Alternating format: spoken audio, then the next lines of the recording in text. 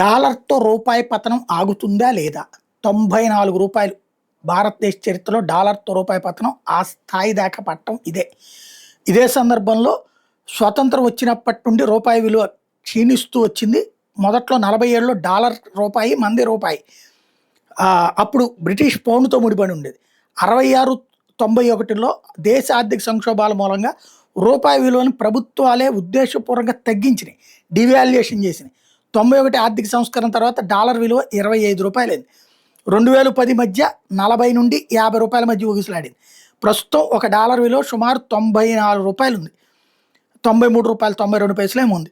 గత ఏడాది కాలంలో భౌగోళిక రాజకీయ యుద్ధాల కారణంగా చమురు ధరల పెరుగుదల మూలంగా రూపాయి విలువ రికార్డు స్థాయికి పడిపోతుంది. ఇతర దేశాల కరెన్సీతో చూసుకుంటే గనక మనం డాలర్ ప్రపంచవ్యాప్తంగా బలంగా మారడం మూలంగా కేవలం రూపాయి మాత్రమే కాదు, జపాన్ యెన్ను, యూరో వంటి కరెన్సీలు కూడా ఒత్తిడికి లోనవుతున్నాయి. చైనా యువాన్ ఇతర అభివృద్ధి చెందుతున్న దేశాల కరెన్సీలతో పోల్చితే కాస్త రూపాయి కొంత స్థిరంగా ఉంది.